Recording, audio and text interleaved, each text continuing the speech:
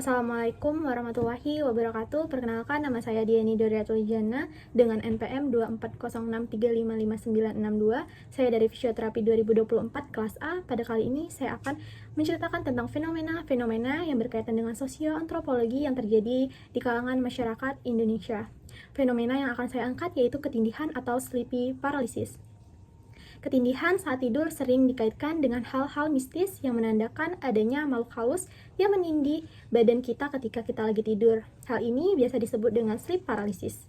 Apa sih itu sleep paralysis? Sleep paralysis atau biasa dikenal dengan ketindihan adalah kondisi hilangnya kendali otot-otot kita ketika lagi tidur. Kondisi ini biasa terjadi ketika fase REM sleep atau rapid eye movement, yaitu fase sedang tidur lelap hingga bermimpi. Pada fase REM, otot-otot akan istirahat dan rileks sehingga kita tidak dapat bergerak atau otot akan kembali berfungsi lagi ketika kita sudah merasa terjaga dari tidur atau sudah bangun dari tidur kita. Namun pada fase ini kita biasa mengalami badan terasa lumpuh namun otot kita bekerja. Maka dari itu sering terjadi halusinasi yang menyebabkan banyak stigma-stigma masyarakat yang mengatakan ketindihan ini diakibatkan oleh makhluk halus atau makhluk gaib. Itu sebabnya fenomena ketindihan ini atau sleep paralysis ini tidak hanya dipelajari dari preventif medis saja, tetapi juga memiliki kaitannya dengan bidang sosioantropologi yang berkaitan dengan budaya atau lingkungan masyarakat terkait dengan kontrak sosial atau stigma-stigma masyarakat yang terbangun dari sejak dulu. Dalam banyak kebudayaan dan di berbagai daerah, ketindihan seringkali diartikan sebagai fenomena supranatural atau mistis-mistis. Seperti di daerah sekitar saya yang mengartikan bahwa ketindihan tersebut merupakan makhluk halus yang sedang menghampiri kita ketika kita lagi tidur. Tidak hanya di daerah sekitar saja, rupanya ketindihan ini juga kerap diartikan sebagai hal gaib atau hal mistis di daerah benua-benua seperti Afrika dan Eropa.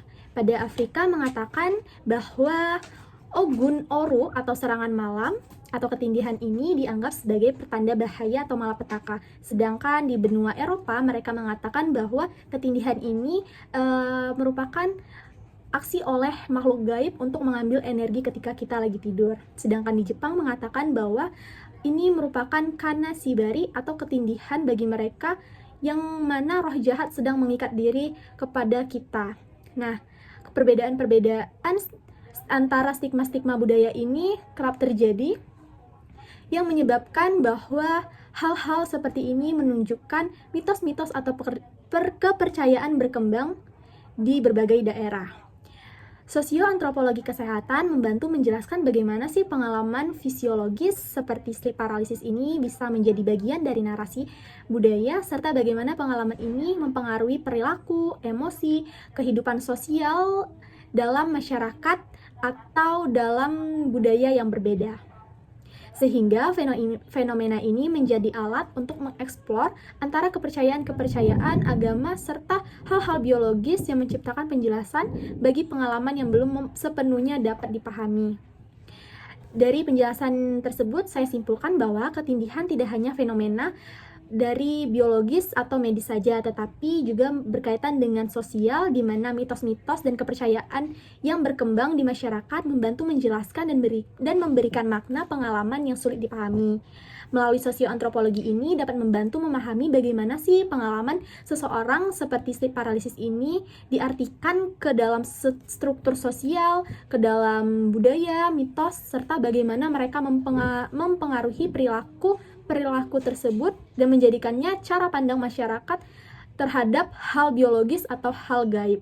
Itu saja yang dapat saya paparkan dari fenomena yang terjadi atau fenomena yang kerap terjadi dalam masyarakat di sekitar saya dan di saya sendiri. Itu saja.